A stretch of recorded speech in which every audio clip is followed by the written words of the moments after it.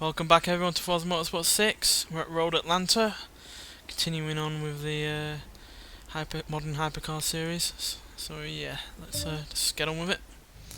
Road Atlanta is one of my favourite tracks on the game, so it should be a treat driving this brilliant car around it.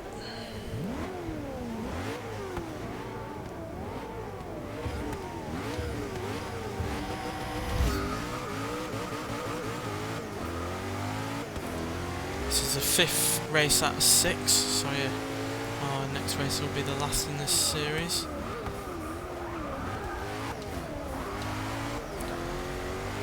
Not quite decided on what we're going to be doing on the next series, but I'm sure either way it'll be a car I enjoy driving.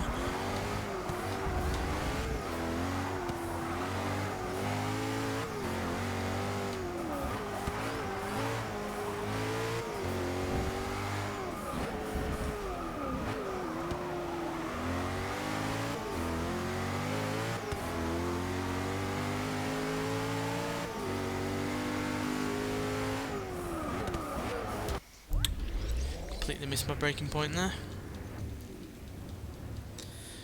Didn't take long for me to get into a rewind situation. Oopsie daisy. Sorry, Caparo.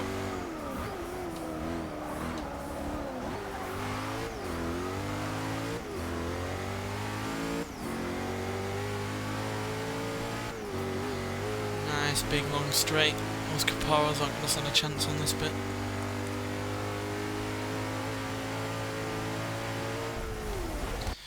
Neither am I if I can't go around that corner bit. Thinking I was doing 200 mile an hour, so I guess it's bound to test the limits of what this car can do.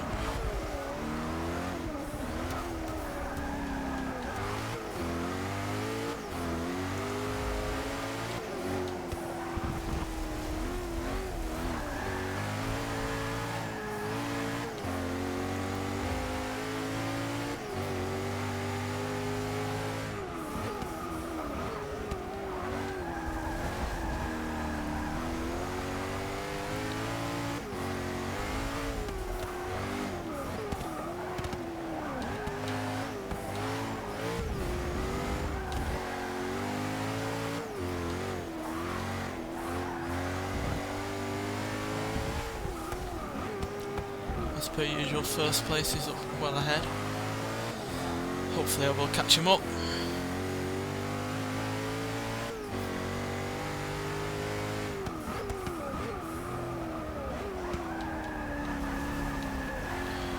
I'm not going to do so by behaving like that, no.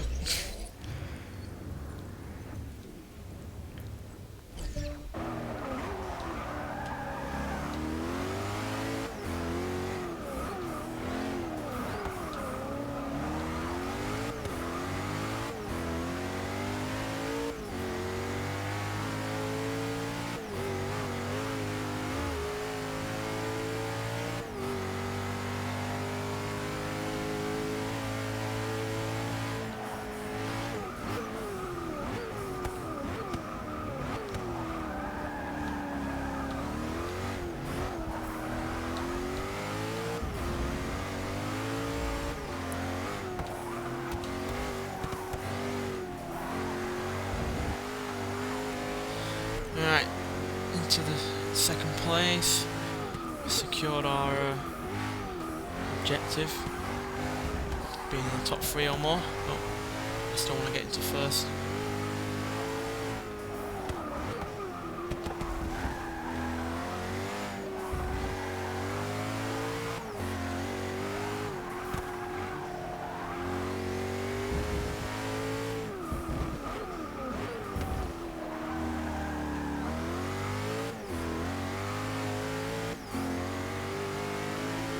Whoa, what the hell happened with him then? Bugatti failed on a straight. That's a first.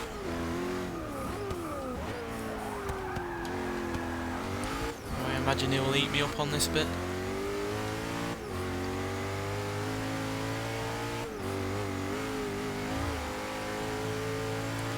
No, still managing to keep ahead somehow.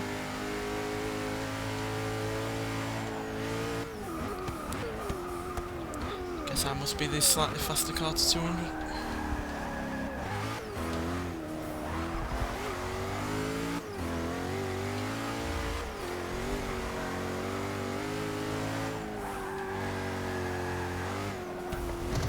Oh crap.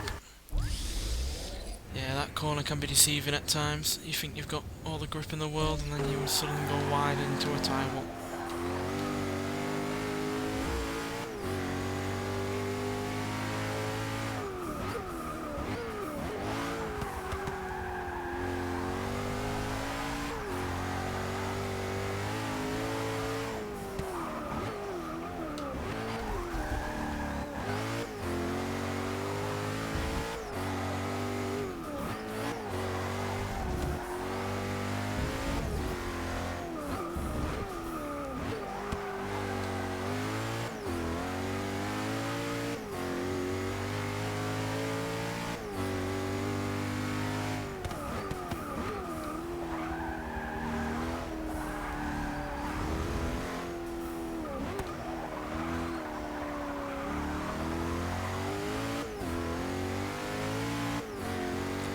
I love the sensation of speed from this car, it's just relentless.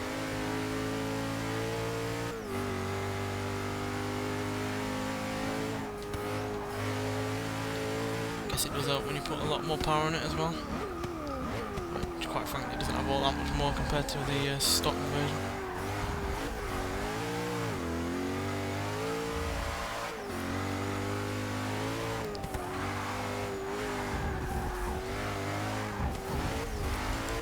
Oopsie daisy.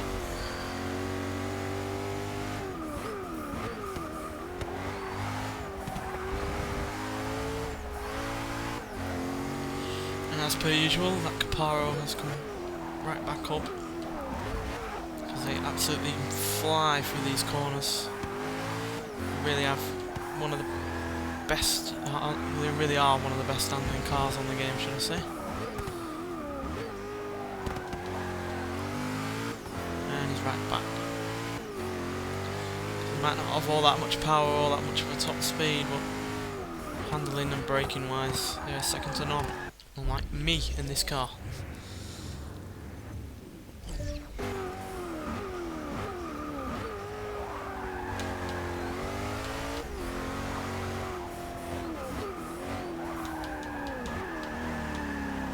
Go on Caparo, you go past. It's not like it would last.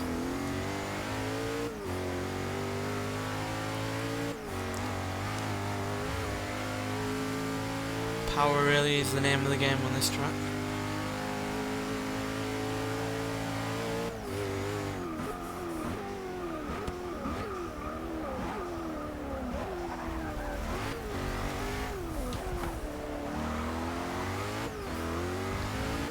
Oh crap.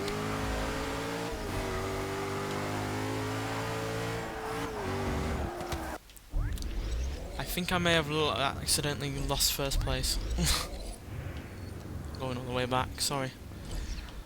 I thought I wouldn't have been able to keep ahead of him being on the inside, but because I accidentally broke too late.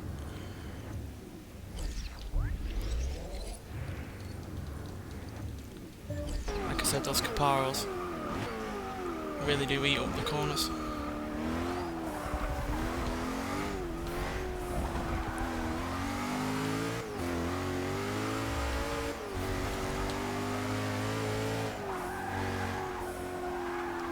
Yeah, sorry about that lengthy rewind, but I really didn't want to lose first place just because of one mistake on the last lap. Anyway, first place is still plenty of XP and money. And on to the final race at Spa. Ooh, this will be a bit tricky in this car. So yeah, at Spa, final race of the Timberland series. Been using these modern hypercars. Expecting this Koenigsegg to be a bit tricky. Plus the Caparos will no doubt eat me up on the corners, so I'm going to watch out for them. But there are a few straights, so I should be able to hopefully make up the time on them. Because yeah, nearly 1,000 horsepower is hard to beat. Good handling or no good handling, so yeah. Let's start. Don't hate on me if I fail either. I know I'm not the best driver ever, but I do try. That's all you can really do, isn't it?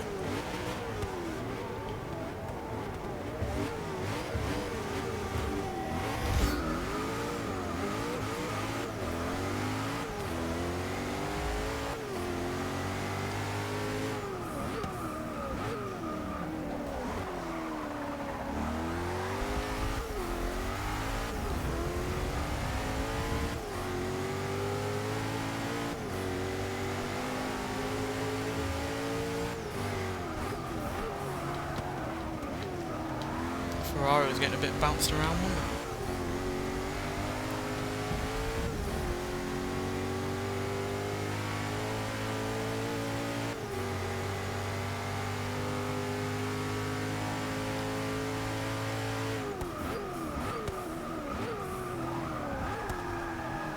Failing out of the corner already on the first goddamn lap.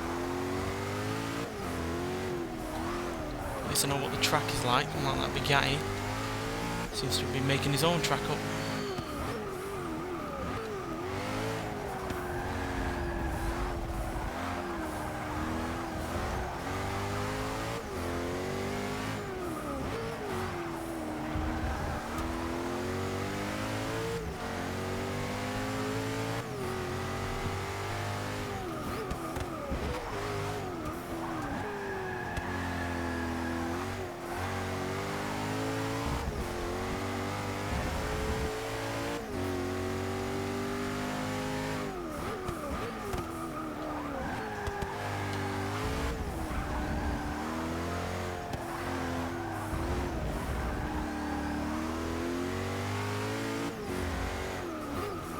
Seem to be doing okay so far. Don't want to jinx it though.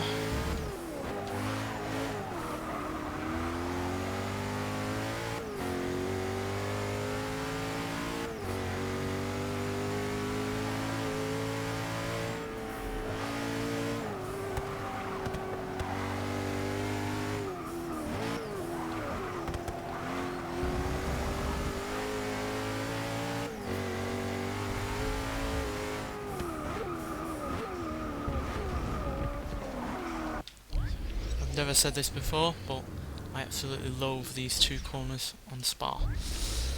Can never get the braking right, or the line right, or anything like that. Something always seems to go wrong when going around.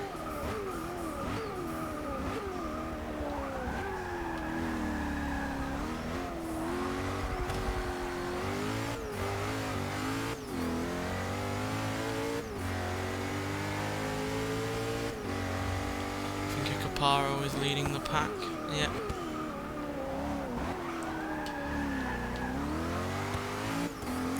Somehow managing to even keep ahead of a P1, which in terms of handling isn't exactly awful, and still has all that power as well. Yeah, that Caparo just flew through Rouge as well.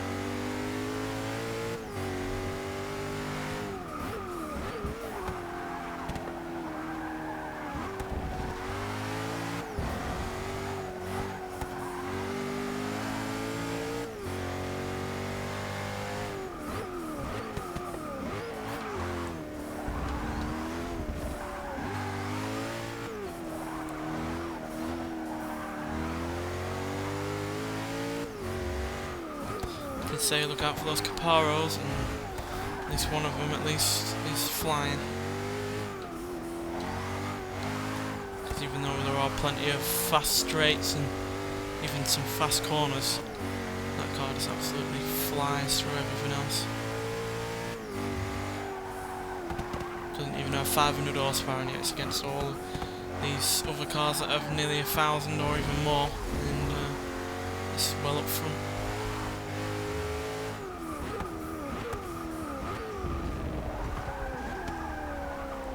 I failed at the corner again.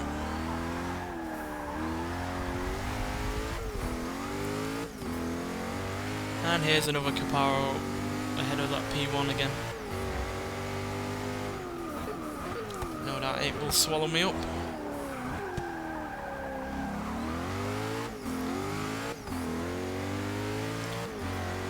Before I get on the straight, isn't there?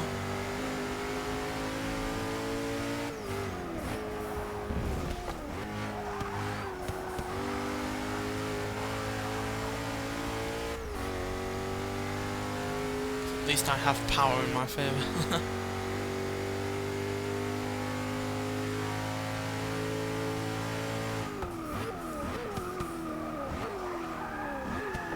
Not brake, so all the ability to brake on time.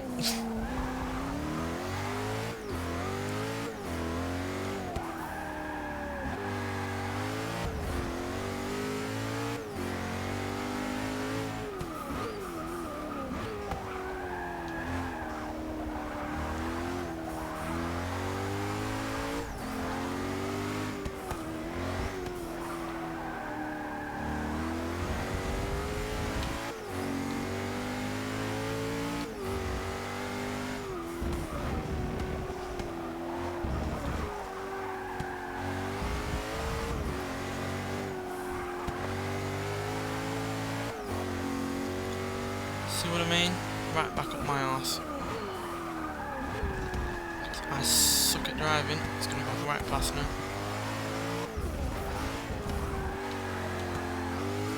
Luckily I only need third or higher.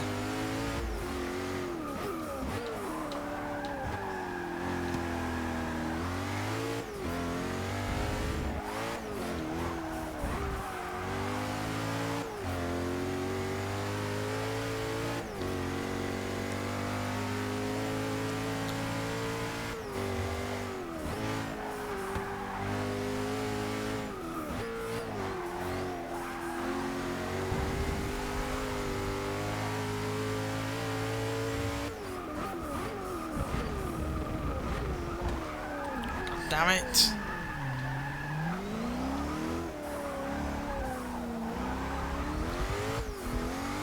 Oh well, I might suck at this track in this car, but I still got third nonetheless. Right, we'll take a look at what we can get in for the next series, whatever that may be, and then we'll end it there.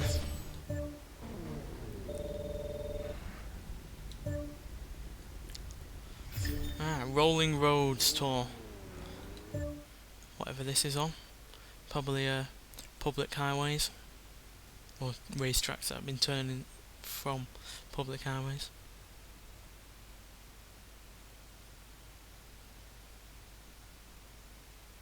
Because it did show a picture of Prague. Or Rio de Janeiro, whichever one it was. I just saw tram tracks.